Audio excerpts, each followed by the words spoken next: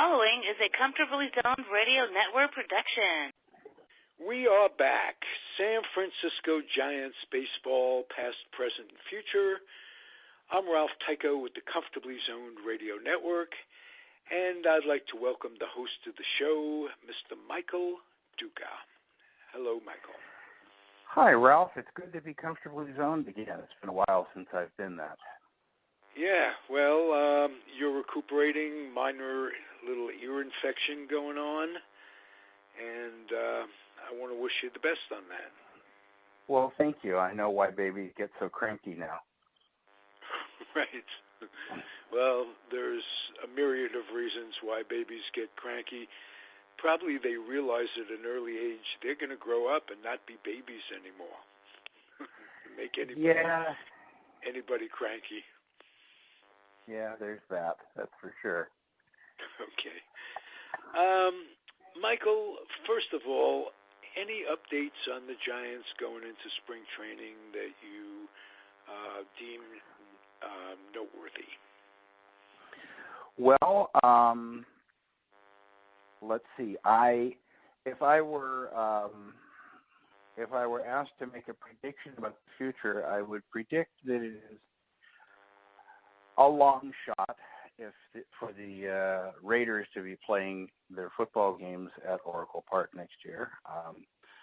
I think that you've got one of the more interesting things you can imagine going on there. The Warriors are going to open their new arena in October, and don't want it to open up to massive traffic problems on crossover dates.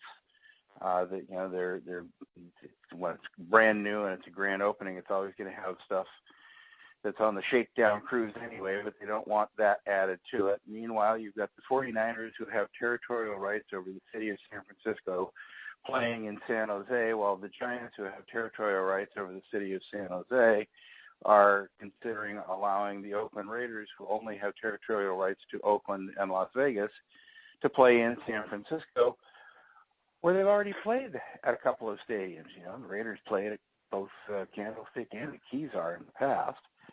And it's just going round and round and round and round. It's one of those things. But I don't think that will happen. What I did find interesting is that, it's going to be tough for you to find somebody who is more circumspect on social media than Buster Posey. And okay. Buster yesterday retweeted a tweet that talked about how difficult it is to believe at this point in time that Adam Jones is unsigned. So who knows? There might be a clue there. He and Brandon Crawford and Adam Jones played together in, I believe, were they not all together in the World Baseball Classic the last time around? Yes, so they were. Yeah, and he knows Adam well. What a classy guy. Would that not be a wonderful thing to see this man in the center of a Giant lineup? Well, it would, it wouldn't hurt my feelings at all. I mean, he's a true center fielder. Yes, they love Steven Duggar, but that doesn't mean that you can't start Steven Duggar out in a corner outfield position. I mean, how many times have you heard an announcer doing a game say, well, you look at these guys, they basically got three center fielders out there. When you basically have three center fielders, it's because basically you have three guys who have played center field, and they can play other places too. There's nothing that suggests that would be an improper use of resources for a couple of years, 2-3 years. So that's certainly. I think the expression is meant to complement the outfield by saying that you have a tremendous amount of range if you take guys capable of playing center and you put them all out there. That isn't a slur. That's a good thing. It isn't, and who's to say at this point in his career that Adam Jones would consider it an insult to play right field? I mean, these guys are outfielders. They're baseball players, and right. They want to play in a situation that's advantageous to them. I think the city would welcome Adam Jones. He's a San Diego native. He's, and while he had a pretty down year last year, if you go back and look at his, I'd say over the last 7 or 8 years, he's averaged more home runs than anyone hit on the Giants last year. So, it would give some credibility to the middle of the lineup. And you have to take into account park effects. He plays half his games in a stadium that's friendly to the long ball in Baltimore, but still, would definitely be a dramatic step up over where they are right now. I mean, at this point we're recording this on a Wednesday, right, Ralph? Yes, sir. So pitchers and catchers report next Monday, and the outfielders report next Wednesday. So the Giants are 7 days away from opening a spring training camp with Austin Slater as their most experienced major league level outfielder. Something's going to give. Right. What's Dugar's situation? I have not seen him since the injury. I haven't seen him play, and unless I see something with my own eyes, I'm not going to give you, any kind of a predictive medical report. Everything that I've heard says that they're expecting him to be at, I believe he's going to be at the Fan Fest on Saturday, and I know for sure he will be in there having his picture taken by Tuesday or Wednesday of next week at 6:30 in the morning, because rookies get their pictures taken pretty early. Yeah, let's talk Fan Fest for a second. Every team puts it on in a slightly different manner, and I wonder if there's anything that you find unique about the way the Giants do it, and what's the experience like for a fan? I have worked at a number of Fan Fests. I have, for lack of a better term, wrangled players. I worked with Barry Zito at one, with Tim Lincecum at one, and with Buster Posey at one, where Giants, rather than having one big stage like you would see maybe in Chicago, where it's done in a big hotel ballroom, or maybe one major focal point like at Jack London Square, the Giants utilize their ballpark, which in and of itself is unusual. The A's used to do that. They decided to move theirs to Jack London Square this year. Most teams in wintertime locations can't, just think about it for a minute. Would you, you've looked at the weather reports lately, would you want to be asking your fans to come to PNC Park and grab a shovel on your way in so that you can have a place to stand? So the Giants have that opportunity, and they make use of it, which is not unique, but it's, not the most common way that these fan fests are run. And the players are moved from station to station. The Giants in the past have had autograph stations on the field, at the club level. They've had some things on the concourse level. They've done some things out in the outfield plaza. So their idea, because they get huge turnouts, you get upwards of 40,000 people who come to the Fan Fest. And circulating those folks through, is one thing, but you also want people who may adopt the strategy, or I'm just going to stick in one area and see who comes to me. They get a lot of options that way because the players move around. They'll do an autograph station on the field and left field, and then they might go up and do one in the club level up on first base, and then they may go to a Q&A session down in the field club lounge. So that's a little bit of a feel for what it's like. The Q&A sessions are always fun because the players let their hair down a little bit, and sometimes you might see 3 or 4 guys up there on the dais at one time, and more interesting than the questions that come from the audience or the questions the players may ask each other, or the ways they may rag on each other a little bit just to start building that teamwork and camaraderie as they're getting ready to pack their bags and head south for 6 weeks. Who makes the decision on which players are invited, and do players come back, or is it Crawford this year, Panic next year, that type of thing? No, there are players that are commonly there, and there are players that are commonly not there. I don't recall the last time Madison Bumgarner came to a fan fest, but the guys who live in the Bay Area are there all the time, and it's a lengthy list of people. If I remember correctly, this year there's over 30 names of players, major league players, and what I call kind of commuting players, the guys who go back and forth between Sacramento and San Francisco during the course of the season. You might have a couple of prospects there, and you'll have a lot of coaches there too, and the manager will be there, and some front office people will be there. So it's just an opportunity to reconnect with who's on this team and who's not. One of the first things that everybody who goes to FanFest will probably notice this year is that Hunter Pence won't be there. He's another guy who's he's playing gin rummy with Adam Jones right now. Hunter Pence, how much, you can't say how much Hunter Pence has meant to the Giants, and I'm not just talking statistically. I'm talking as a clubhouse, as a force, as a leader. How about a Hunter Pence story that we may not have heard before? Well, I don't know if I've told you this story before or not. If I have, stop me. But I will.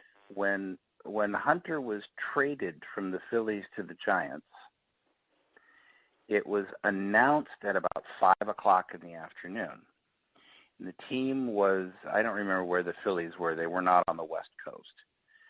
But they may not have been home either. They may have been somewhere in the Midwest. But it was announced that Pence would get on a plane immediately and would be coming to the ballpark in hopes of arriving before the end of that evening's game, although, of course, I think you have to do some transactions to make somebody eligible to play. There would have had to have been a corresponding roster move. So once the game started, that was unlikely to occur.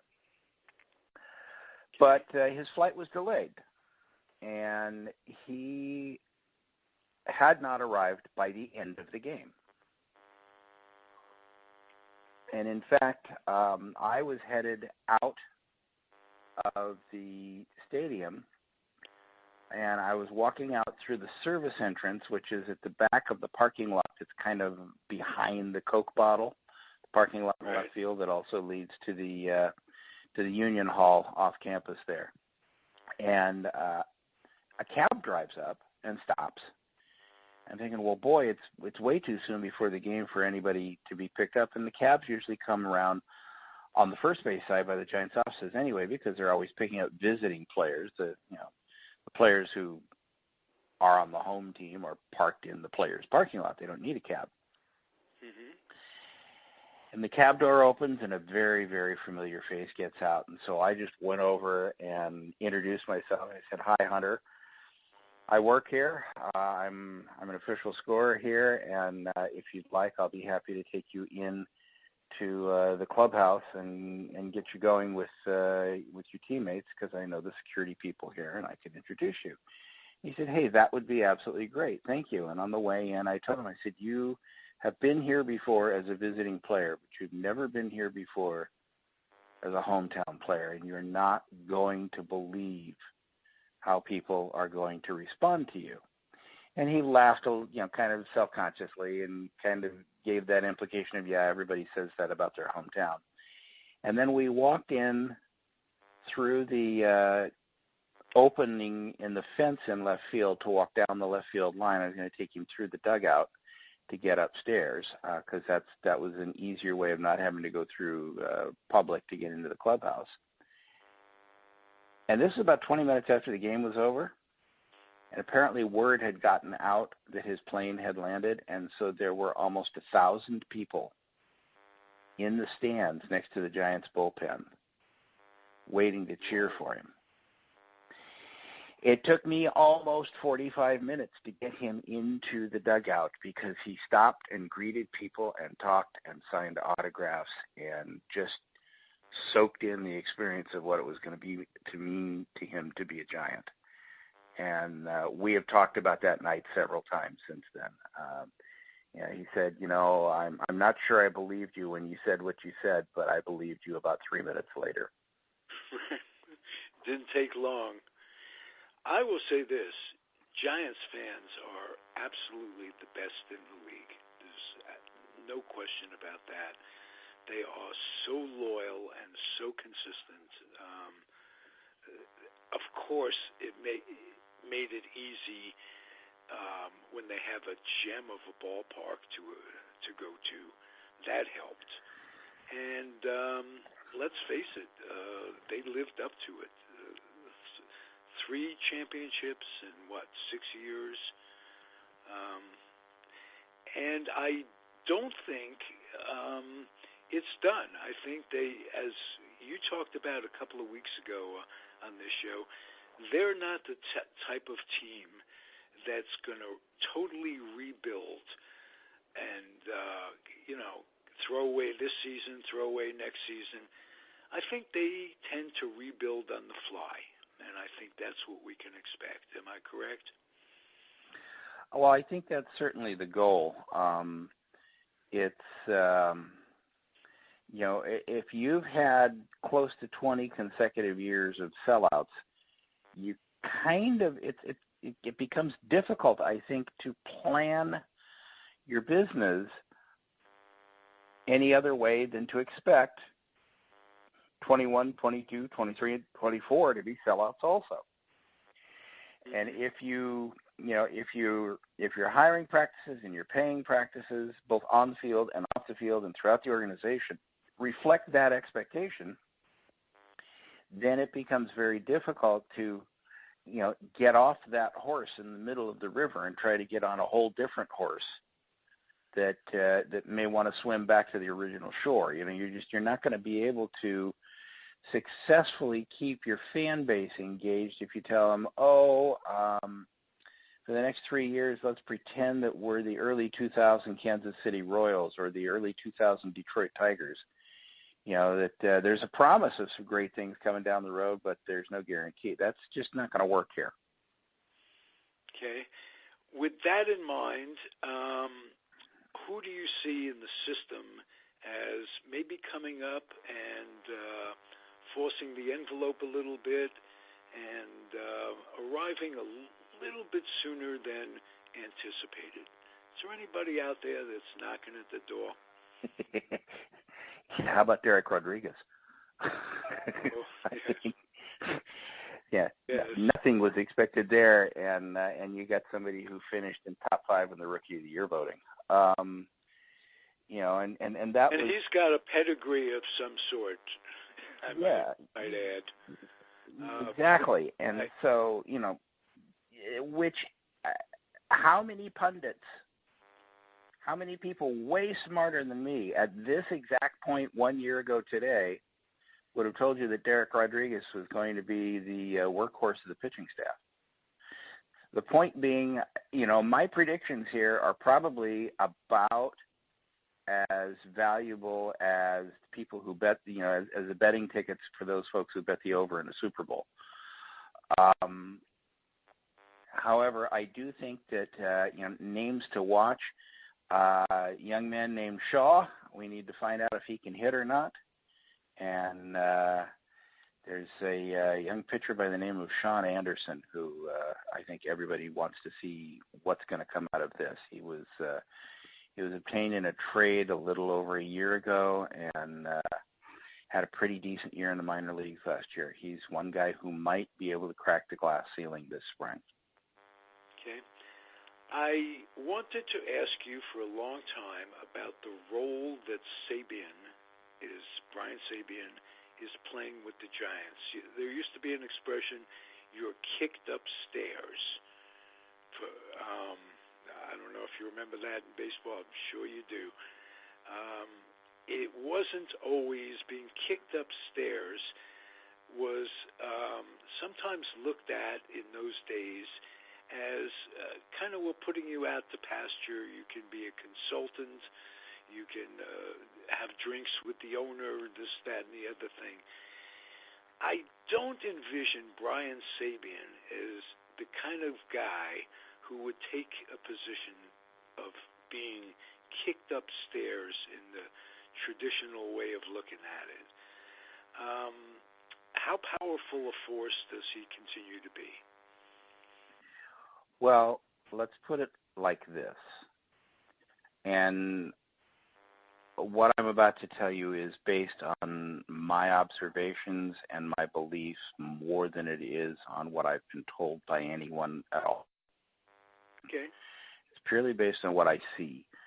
Brian Sabean began life as a college baseball coach in Florida and was eventually employed by the Yankees in scouting positions and then was in charge of their scouting operation. His background has always been in talent evaluation.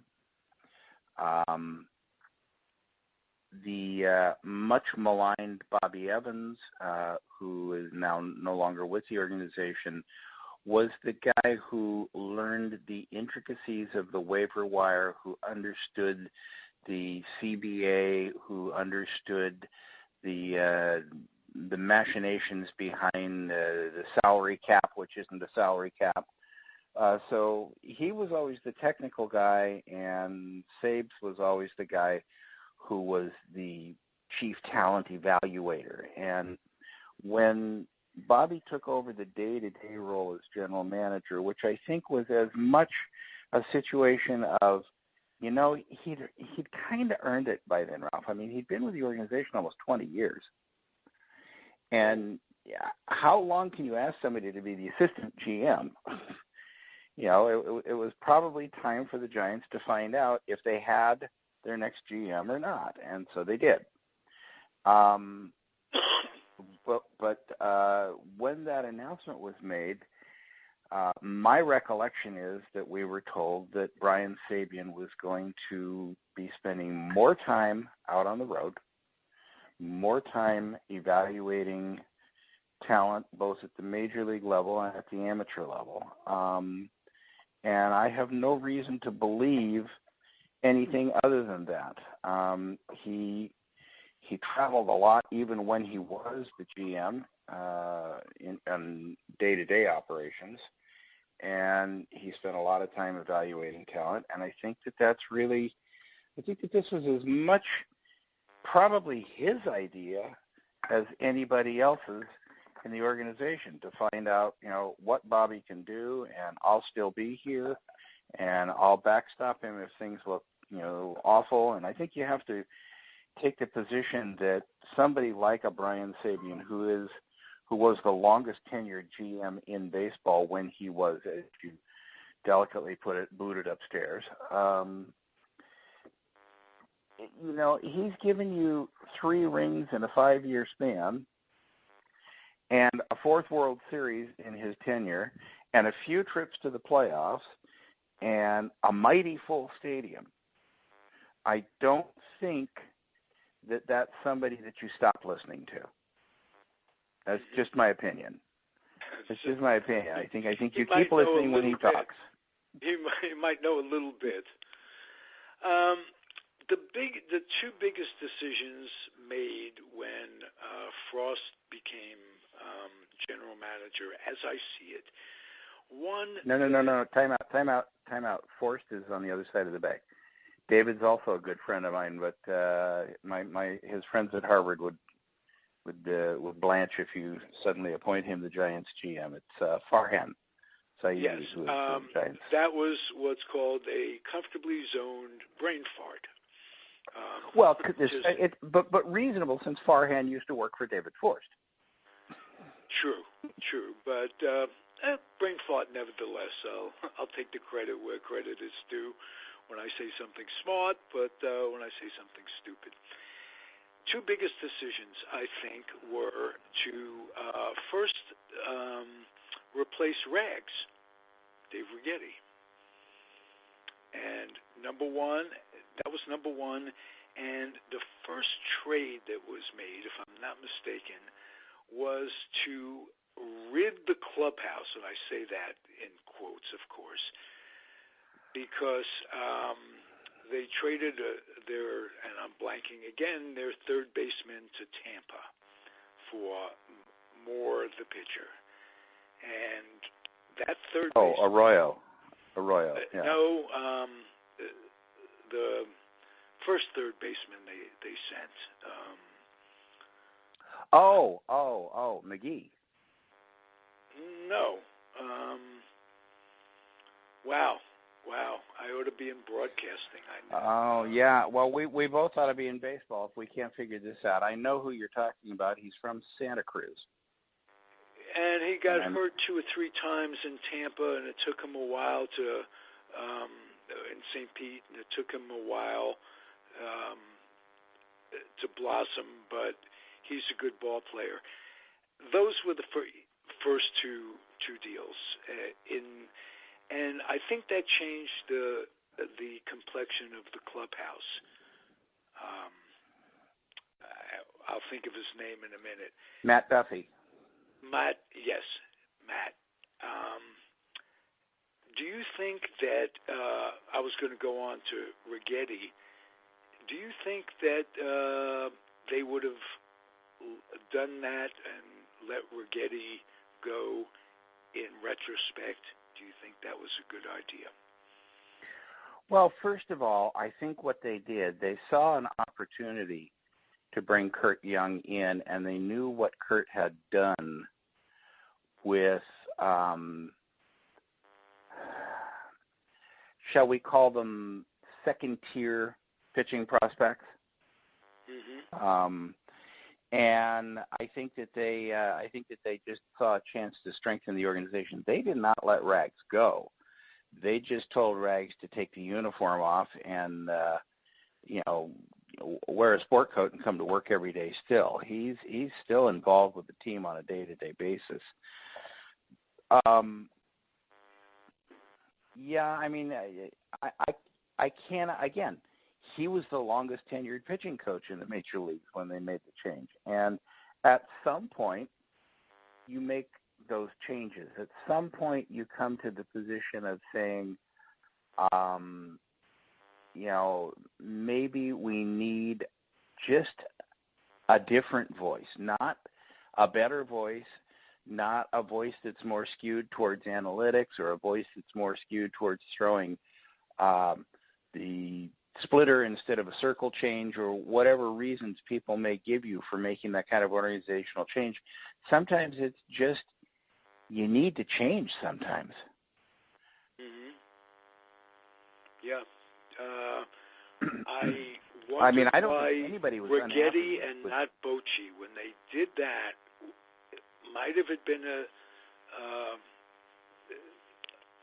not a better move, but an alternative move to get rid of to do the same with Bochy and push him upstairs.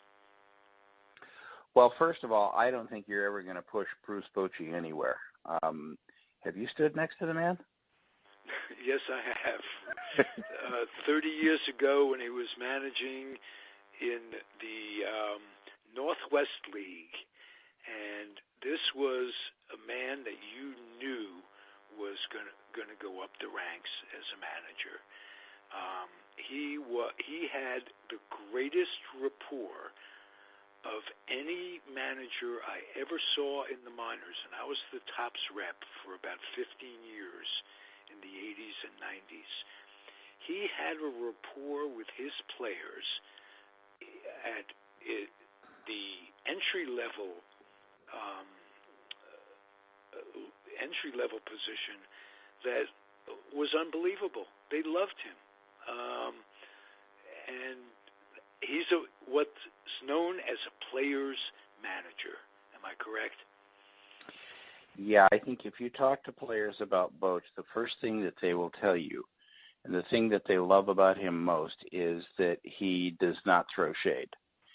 You ask him a question, and he will tell you honestly where you stand, and if where you stand isn't where you want to stand, he'll tell you how to get where you want to be. There's no subterfuge, there's no guile, there's no office politics with Boch. He's just going to shoot straight from the hip and tell you, hey, you're not performing in the ninth inning like we want you to, so we're going to take you out of there for a while, but get your edge back, and we'll look at putting you back. And you, when he says something like that, you can go to the bank that he means it. If you do go out there and perform, he will put you back. And look at how many times Hunter Strickland was yo-yoed in and out of the closer's role. Right. And speaking of that, my mind goes from here to there. They still have one of the best bullpens in baseball right now to this day. And I think if you're going to build on anything that's solid, having a bullpen's not a bad idea. No, it's it particularly in the direction the game is going. Having a bullpen seems to be more important than having a starting pitching staff. I mean, we are talking Giants baseball here, but we're 5 days from opening spring training camps, and if you can tell me who the playoff Oakland Athletics are going to have in their starting rotation, please not only let me know, but let Billy Beane know too. Right. Well, he was more shocked last year when he was able to put a ragtag pitching staff together twice. I mean, they were decimated with injuries, and he came back and filled it with the likes of Austin Jackson and maybe not Austin Jackson. I think he might be the outfielder. But, yes, Austin Jackson is a late and not very lamented ex-Giant and ex-Detroit Tiger outfielder, but I know who you're talking about, Edwin Jackson. Edwin Jackson. And he did put it together and surprise himself from that standpoint. That brings us... and you know what? You're going to find something out there, too. You're going to find out that all of that magic that happened with that pitching staff last year, a vast amount of that magic went down and is now working very close to the Magic Kingdom with the Angels. It was Jonathan Lucroy. Our dear friend Jerry Feidelberg, who does the A's show on this network with me, was Nostradamus last year in predicting that A, they would sign Lucroy, and B, that he would be that effective with that pitching staff. That is absolutely, it was unfathomable that they wouldn't tender him an offer, a decent enough offer, for him not to go to a new team for half the money that he made last year. They were paying him $6 million. That was fine. They couldn't pay him that again. I don't understand that. I'm not nearly as knowledgeable about what goes on in the A's front office.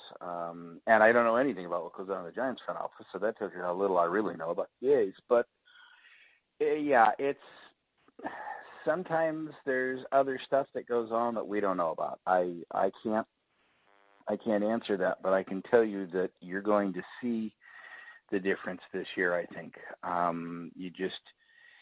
It cannot be overstated, the value of a great catcher to a pitching staff, whether he's behind the plate or making out the lineup card. Right. Now, this is a little off track, but the A's are diddle-dallying with a new ballpark, and they kind of went out on a limb for the first location. They didn't have their ducks in order, this, that, and the other thing.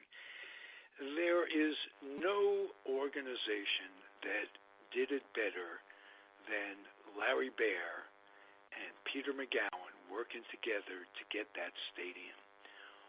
What could the A's learn from their situation that might help them? Well, again, this is all speculation on my part, but I would have to say, just looking at the various situations, the Giants had so many aborted attempts. They go back to when Dianne Feinstein was mayor. We go back that far to, can we dome Candlestick? Can we build a dome stadium? 4 ballot measures that failed in the city and in the South Bay. So, I think a couple of things can be learned from that. One of them, pardon me, one of them is persist. Right. Second one is have some deep-pocketed owners, or have some owners that are willing to gamble on the long term and put up some scratch. The one thing that it's never really felt like with the A's since the Haas family owned them is that whoever was in charge of the team was in it for the long haul. Now, the Giants are owned by a large partnership, and membership changes. It's changed when partners have died and distributed their shares. It's changed when, some of the existing partners have wound up buying more shares and becoming controlling partners, or more controlling partners than they were originally. But you've got a core of local money that has remained steadfast to the cause. I think the A's have the right guy running the process in Dave Kaval, because he got a Via Stadium built. So he has experience at securing the land and going through the process and completing the project and opening the doors.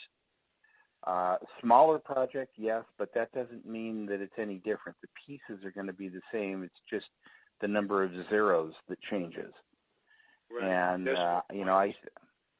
I think that I think that they've got the right guy doing it. I just don't know if they have sufficient commitment to get this done in terms of money. They're looking to maybe buy the Coliseum site, and that's a lot more complicated than what the Giants had to do, because the Coliseum site is not just a publicly owned entity, but it's a publicly owned entity controlled by a joint powers agreement between the city and county on that side of the bay. And as you know, when you get more than one politician in a room, there's not any longer enough oxygen in the room to hold a serious discussion. So, that's a tough row to hoe there. They're looking at Howard Terminal.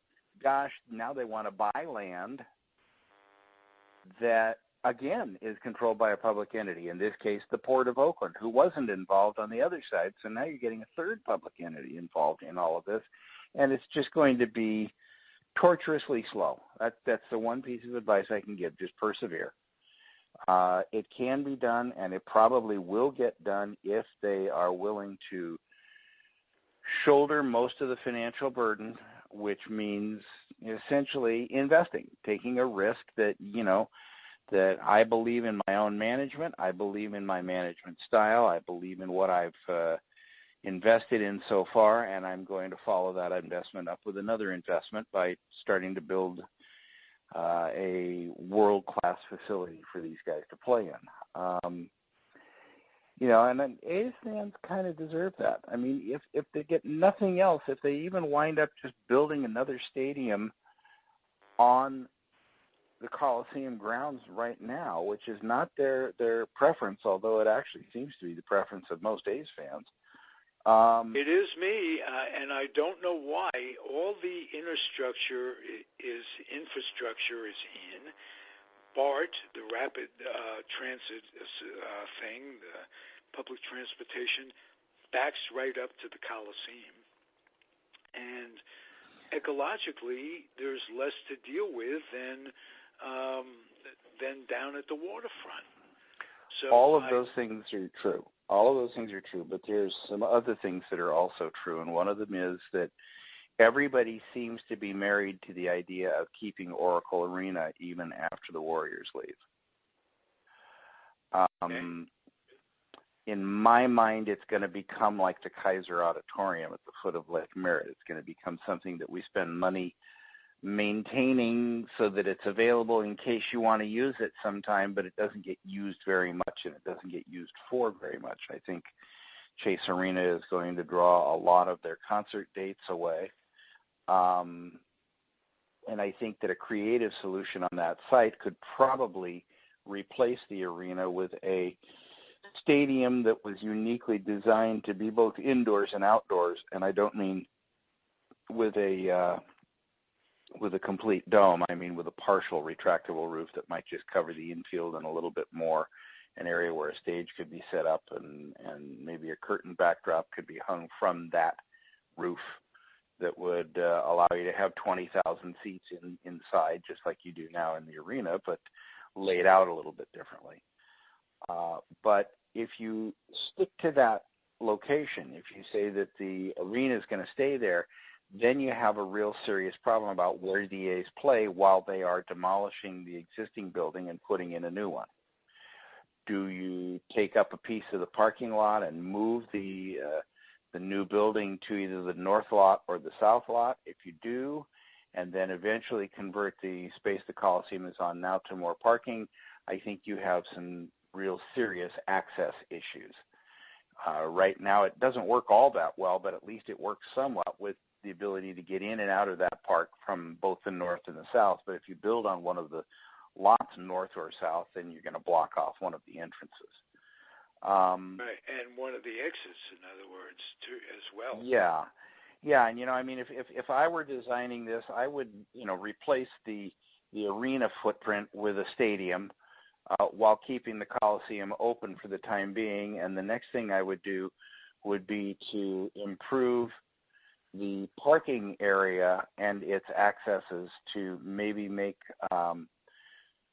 two-story parking area instead of flat, and perhaps utilize the ability to have those entrances and exits be directional. In other words, if you came from the south, you have to exit to the south. You don't have the way out of that south parking lot that currently takes you along the frontage road past the arena and back up going north towards High Street. If you reconfigure the entrances and exits so that they're more directional, I think you could probably make ingress and egress a lot easier there while being able to accommodate the crowds.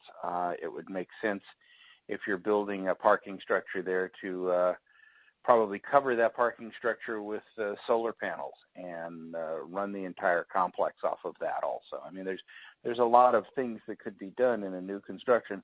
The A's are going in a very different direction, looking at building at Howard Terminal, putting infrastructure money into coming up with an alternative way of getting people over 880 and the railroad yards and everything there from BART, and turning the Coliseum complex into an arena plus an outdoor park area. That's a lovely idea, and it's an idea that will probably help win over some people in Oakland, but I don't know that it's an economically viable idea. Okay. Well, the A's also have this, it's almost a curse of any athletic team doing business in Oakland has problems dealing with the city and the county and mayors. There hasn't been anybody that is really... You know what? I think you have one person to thank for that. I think that person is Al Davis. Yes. You go back to the 1970s and 80s, and whenever it was it like 82 or 83 that they moved? They packed up the Raiders and trekked them off down to Los Angeles, and that whole process, suing the NFL, moving the team, challenging the bylaws of the league, that maybe that gave owners more leverage, and maybe that put them on a more equal footing with municipalities. I don't know. But what I do know is that it made it very, very, very difficult for municipalities to negotiate with the certainty that teams were going to be around, that if we commit to a 25-year bond issue to pay for this monument to your ego in center field, Mr. Davis, are you going to be around long enough to pay it off? Good point. Right. And then having him leave again, or it wasn't Al Davis this time, it was his son, but no, but you know what you're taught at your father's knee, and what he was taught at his father's knee was chase the almighty dollar wherever it leads you. Boy, does that not hold true in every industry and the church, the government? The dollar has taken over. Greed has taken over. My estimation, there's nothing wrong with capitalism. It's the greed in capitalism that's the problem. And I wonder why we probably should not get into an economics discussion here, Ralph, just because I'm not very good at it. But I'm just going to say very simply that an economic system that relies on a population to continually expand its consumption is eventually going to be constrained. Okay.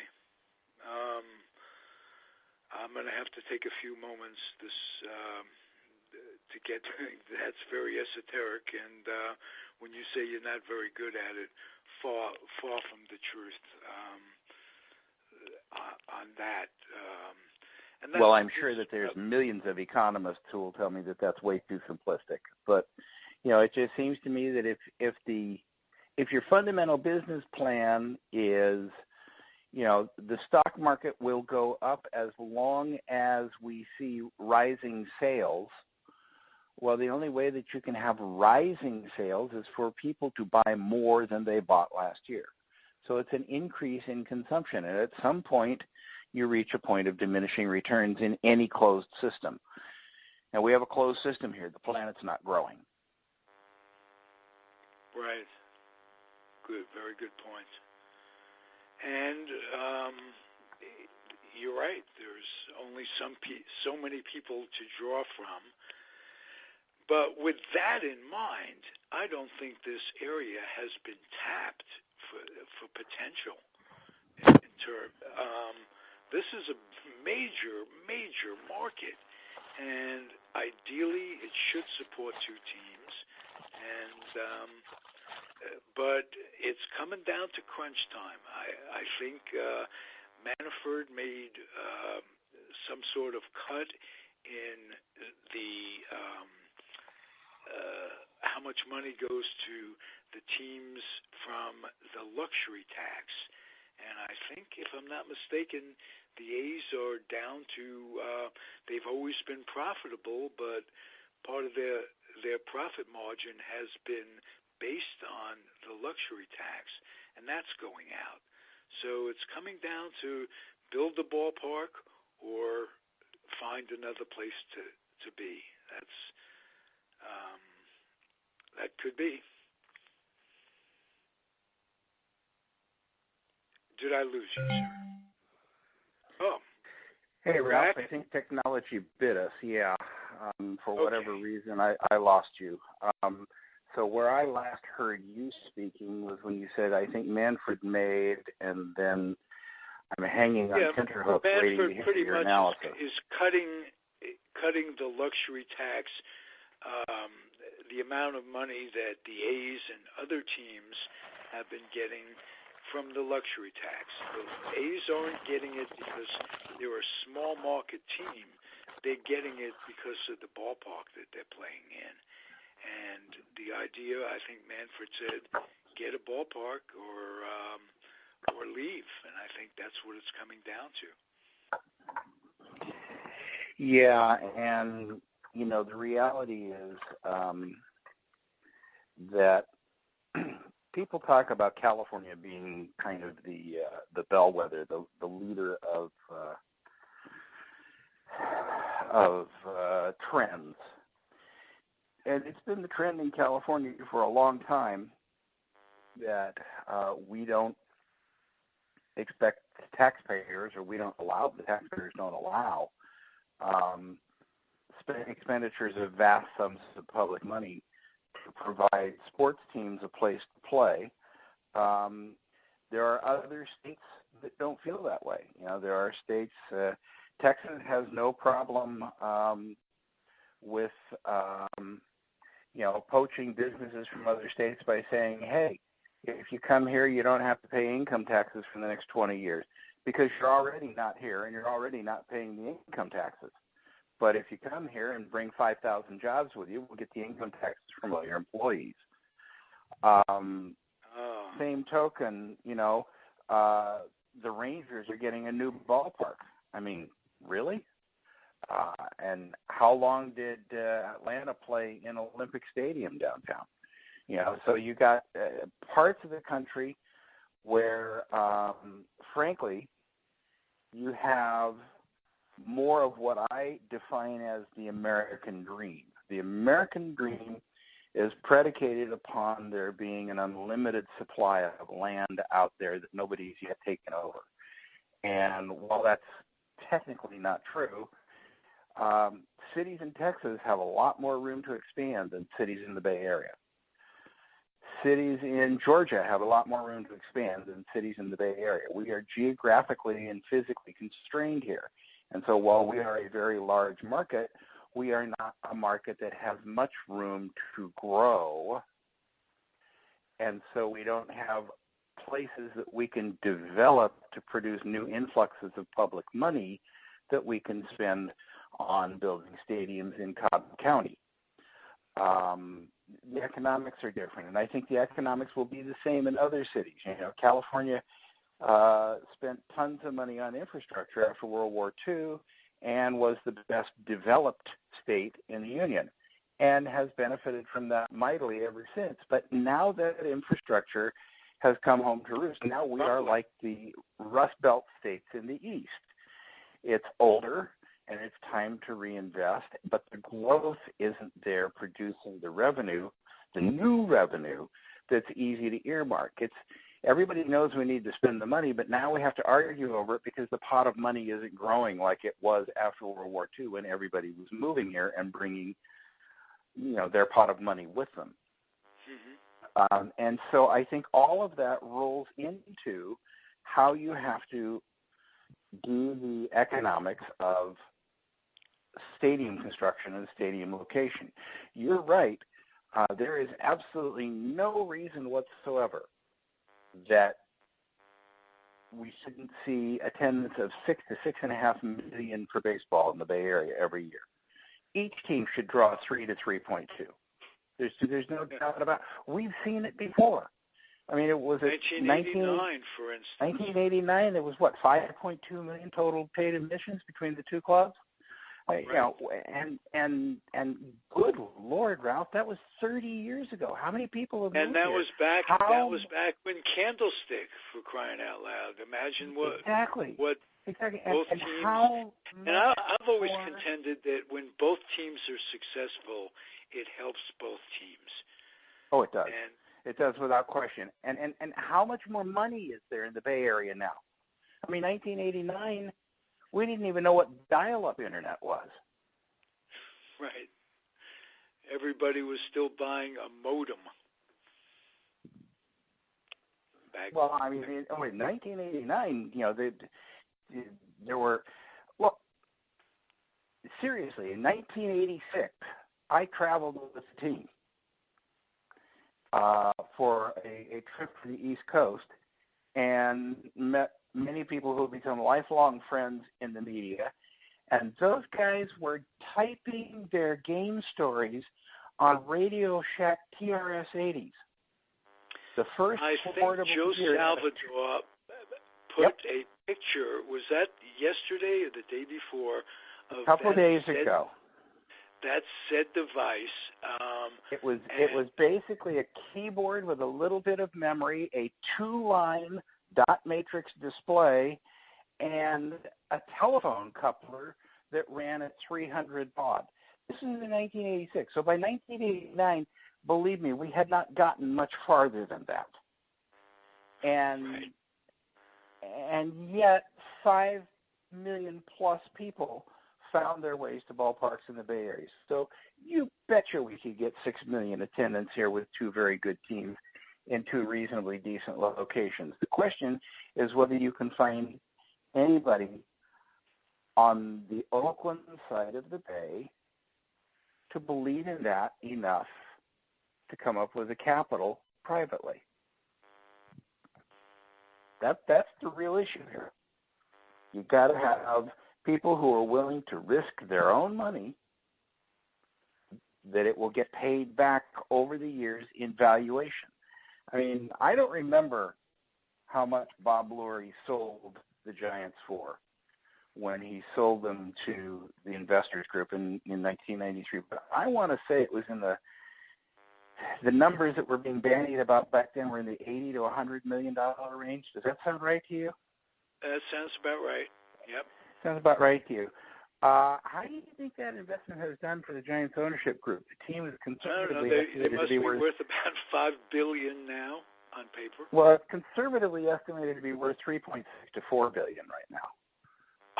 I thought I was somewhat exaggerating, and I was by $1 billion, but wow.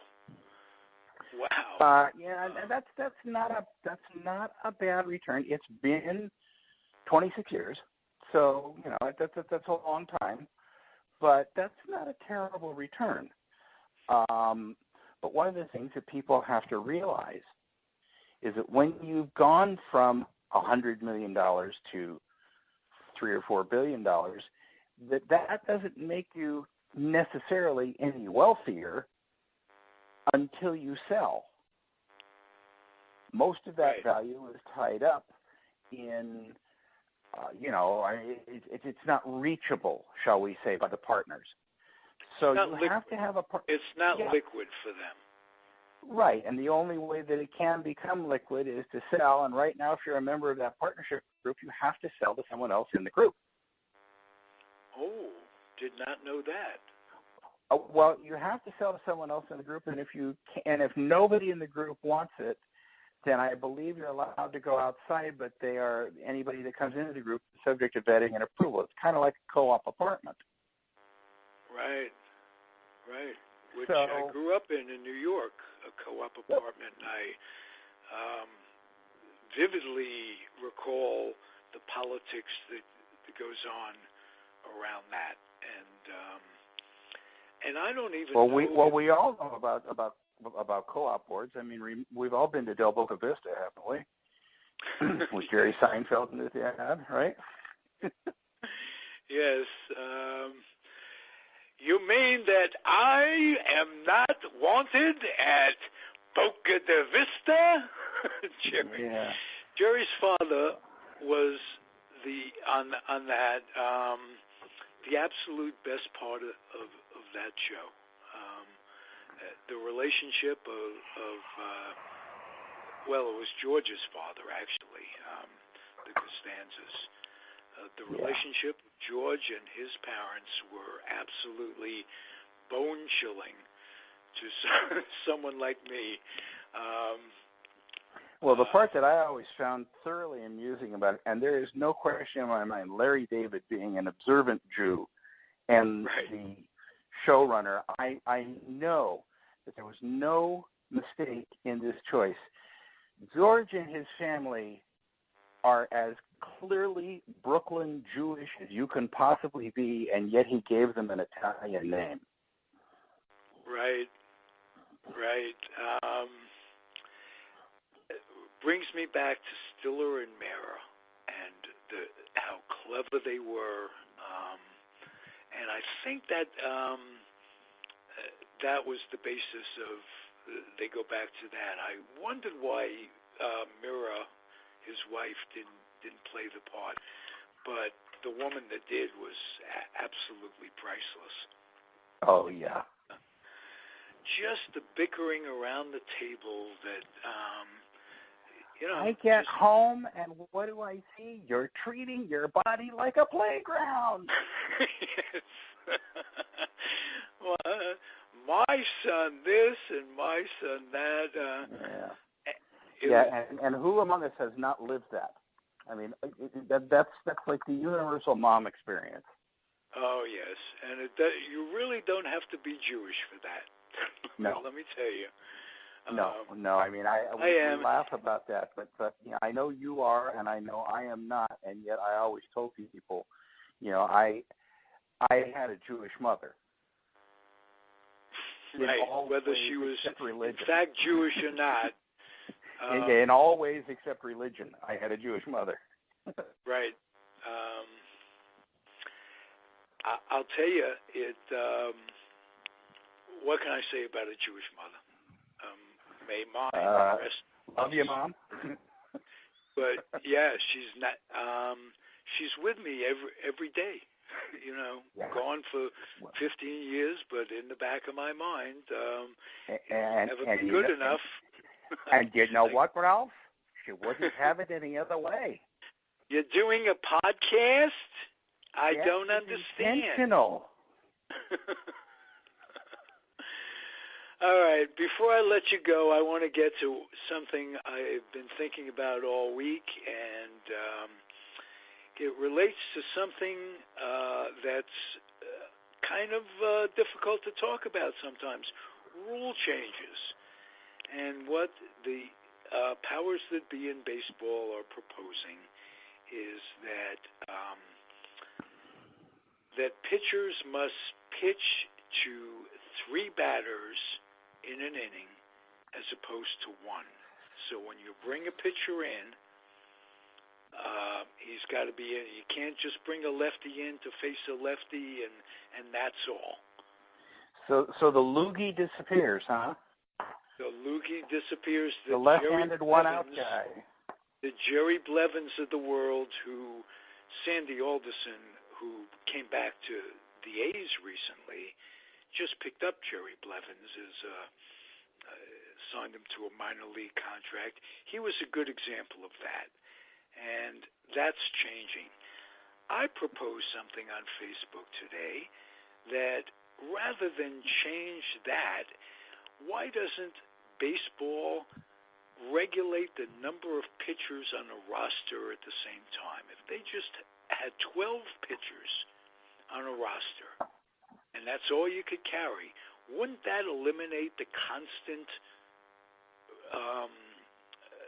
taking out a pitcher 3 or 4 times an inning? Would that not good in itself?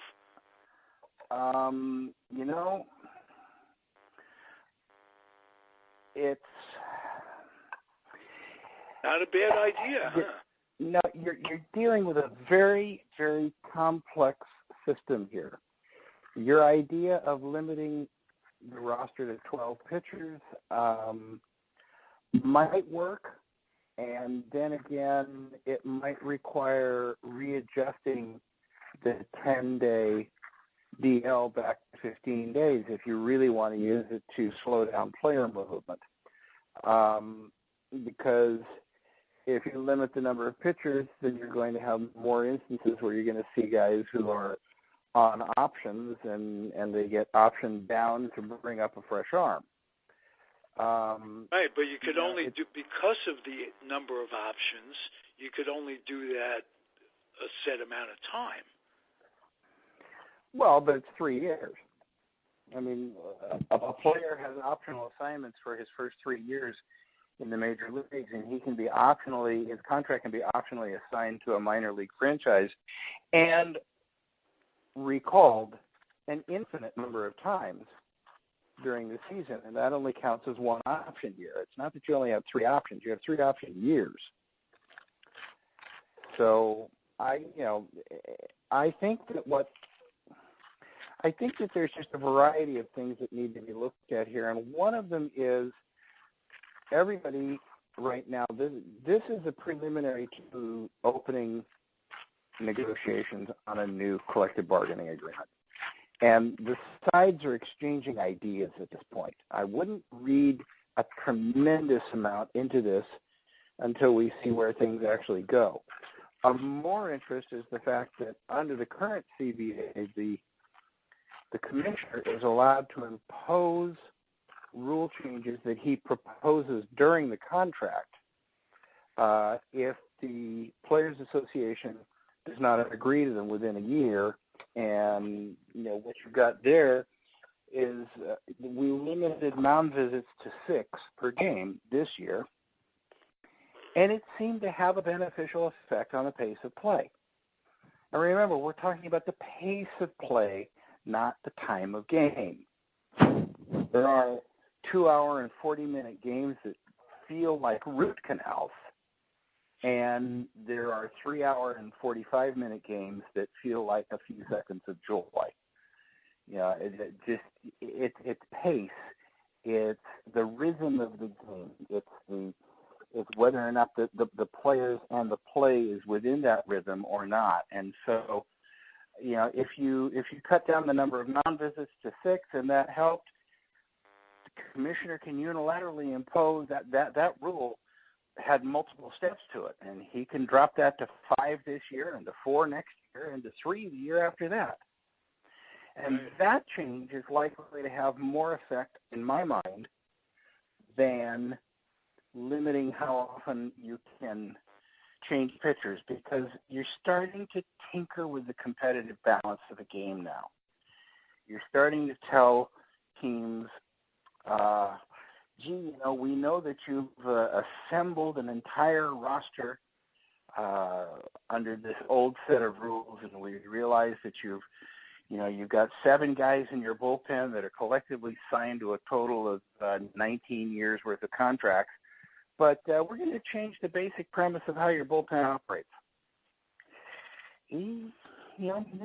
Unintended consequences are always part of the equation.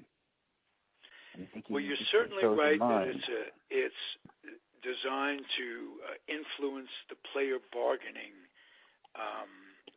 agreement that's coming up. And I say that because another rule that they're talking about changing is what I think is going to be inevitable, and that's the DH in the National League. So they've combined those two that, throw a bone at the players here and there. It's players that have asked for the DH, not the league. The league is proposing, or at least has suggested. Keep in mind, again, these are discussion points. They're not proposals at this point. They're discussion points. Oh, okay. I thought they were just putting it out there for bargaining. The sides have exchanged ideas. Exchanging ideas is not making rules proposals. It's just exchanging ideas. You have to be willing to discuss these things and see where sentiment lies and see, how you can. I mean, first of all, if you want to improve the pace of play,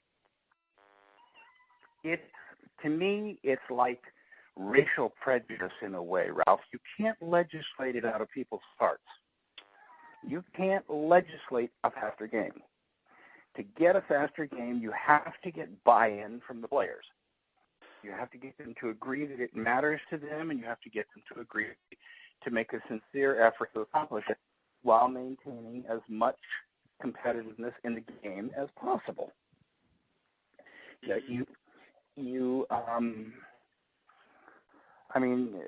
Right now what's happening is a profound shift in our society in general. You've got Comcast, the cable company, offering their own streaming service. They're saying, okay, don't buy cable TV from us, just buy internet from us and then get our app and pay for our app and we'll stream television to you. It's cable TV. It's just cable TV without cable. Well, it is.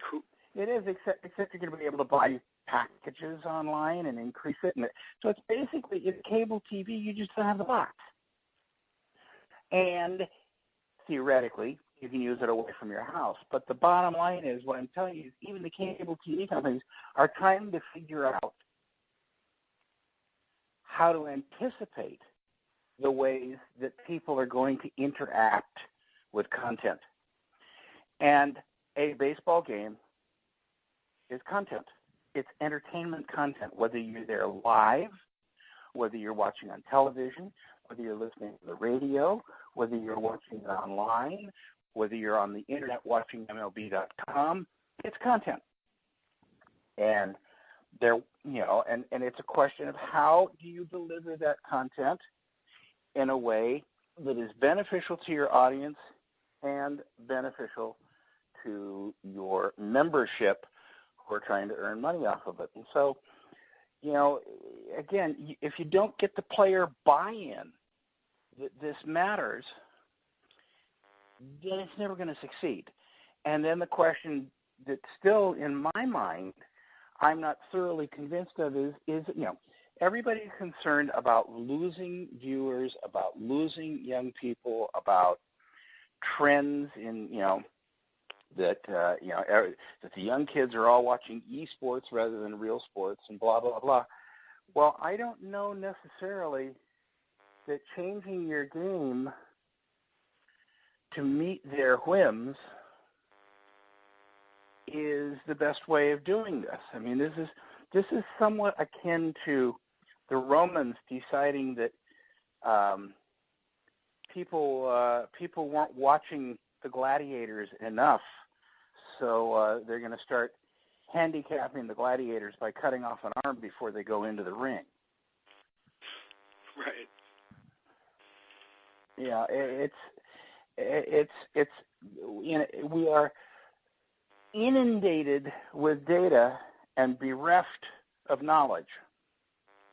We've got tons and tons of data telling us that people think this and tell you that and do this and do that, but the question isn't what are they doing, the question is how do we influence what they do in the future? That's the whole point of the data, and right now we don't know yet. We don't know how best to market the game. We do know that we've never seen a commercial from the Major League Baseball quite like the one that the NFL produced to celebrate their 100th anniversary during the Super Bowl. That marketed the game. Yes, it marketed about 50 recognizable faces, but it marketed the game through those faces. And, you don't see a lot of that in baseball because baseball is treated more as individual markets, whereas the NFL is, in my opinion, treated more as a league. And the NBA, for heaven's sakes, when the players talk about the NBA, they just call it the league in capital letters. Right.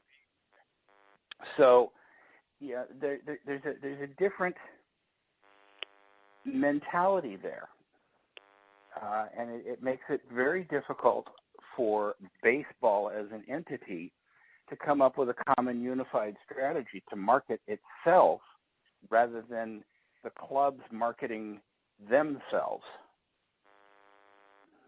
Right. You know what else has died? The separation of the National League and the American League. If there's a DH in the National League, if it gets to that, I would say that both leagues are pretty much the same. There's no individuality anymore. You get the chest protector inside now, so presumably the umpiring is on a par with each other. Might as well just realign totally. If you're going to get the DH anyway,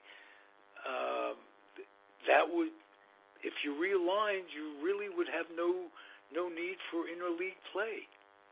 Well, I'm not convinced you're going to get the DH anyway. See, here's the thing. The players have been asking for the DH in the National League for 30 years. Right. We don't have the highest paid rungs on the ladder. we don't have it. But why do they want the DH in the National League? There's no viable reason other than economics. So what baseball is going to, has exchanged proposals on instead of that is expanding the roster to 26 players. Okay. Which makes sense Which may to not be, if you're going to carry 13, 14, 15 pitchers, that might be an idea to make the game better if you have some guys coming off the bench. That's certainly one way to look at it. And another thing to look at is if the owners are willing to, another thing that they're looking at in terms of pace of play, and I know this because I've worked the clock, and we get regular kind of reports that tell us maybe every month or so, okay, guys, you're doing a great job. We've lopped 3 minutes off the average time of game from last year. We've lopped 4 minutes off the average time of game from last year. And that always works fine until August 31st. And then rosters expand, and all of a sudden the time of game just balloons. Right. Because now I don't have 12 pitchers on the staff. I have 12 pitchers in the bullpen. Right. And so one of the ideas that was brought forth was that instead of allowing rosters to expand to 40 in September, that you hold that expansion down to a significantly smaller number, perhaps 28 or 29. My feeling is that a hybrid of those two would work perfectly, kind of like you have in hockey, where you have healthy scratches that are listed before every game. I don't have a problem with the 40-man roster being available to a team in September because the teams that are not doing so well in the standings get an opportunity to see their players. I do realize that it's a way that teams, how they use that, can manipulate service time and qualifications for arbitration and that kind of thing. However, if you say 40 men are available to you, but you have to name 28 active players that can be used in this game. Now you burn up a pitcher, you just don't make him active the next couple of days. Maybe you strengthen your roster for a playoff game down the stretch by having 12 guys in the bullpen and only 2 starters active. One of them is an emergency long-run guy, if you burn through the other 10 people. And you rotate your starters in and out of active status that way. So, I mean, I'm all for rules changes that increase the ability of managers to manage and to show their strategy. I'm not so excited about rules changes that reduce that. And I have been an opponent of the DH since it was introduced. I thought it was an artificial thing to do, and I thought that it put one league at an advantage and one league at a disadvantage in a whole variety of ways. I mean, they're talking about, one of the things that I saw in the paper today said that some of these ideas may be so exciting that they are adopted for this year. Well, seriously, after spring training opens, you're going to tell the National League, oh, by the way, guys, you should all have an extra hitter that you can play every day. Right. It's like changing rules in the middle. I can't understand how they ever thought that baseball would be on par in the World Series if one team spent the whole year with the DH and the other team didn't. And how do you adapt to something like that? Well, when the DH was adopted, offense was down, and the American League had lost about 47 straight All-Star games and was full of old stadiums, and people were staying away in droves. And so the American League said, well, we're not winning the All-Star game anyway, and we're not doing all that great in the World Series now that the Yankees aren't great anymore. So, so what? It's more important to fill the seats 81 times a year than to worry about whether or not we're going to fill the seats to win the World Series or lose the World Series. Okay, that is a good point. Again, follow the money being everything. It's sad, really, that it's based on that. Well, it is, but there's not a whole lot you can do without money, so we kind of understand why it takes its importance. That is true. Michael, we're up against it time-wise. This has been tremendously informative for me. I really appreciate your company on a fairly regular basis. We got through the off-season and 7 more days, spring training. Yeah, in fact, I pack up and leave. I will be arriving in Arizona 2 weeks from today. Wow. Do you drive?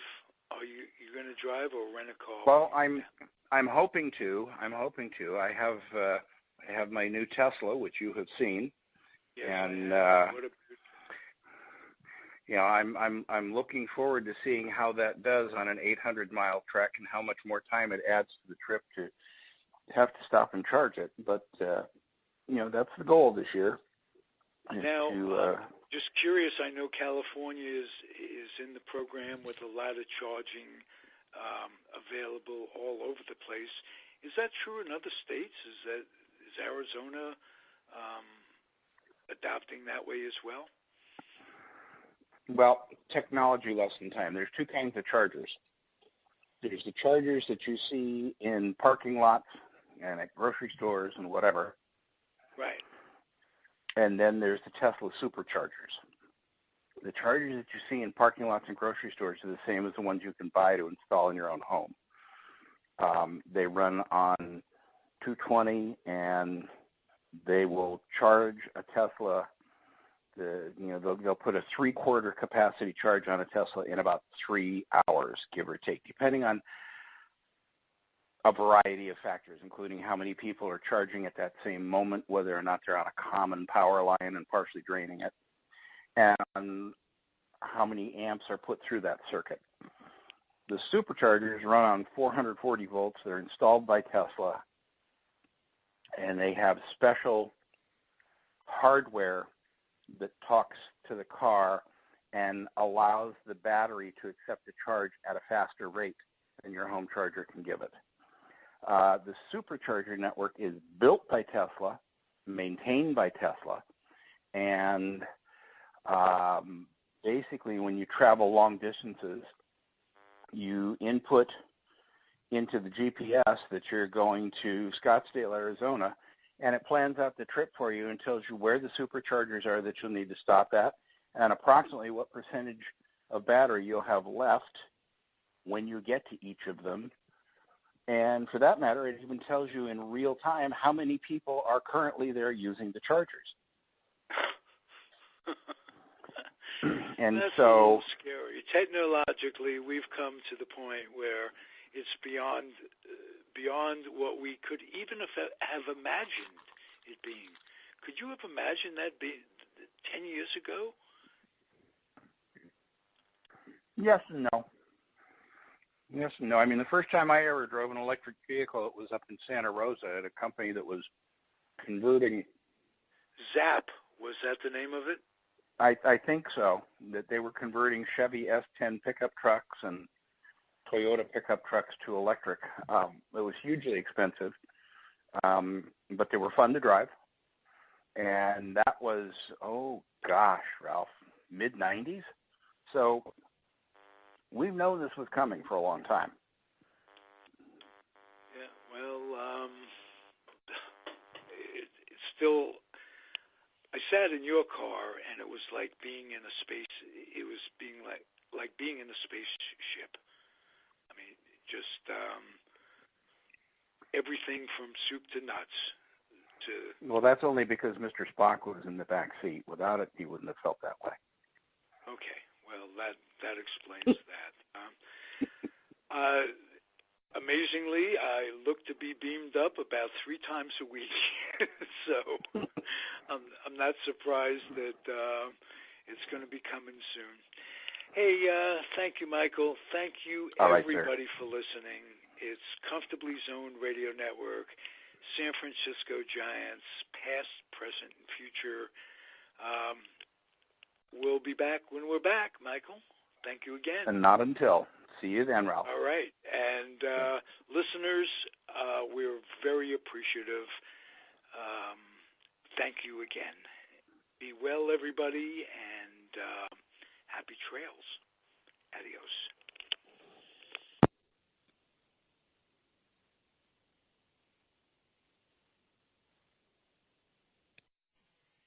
The proceeding was a Comfortably Zoned Radio Network production.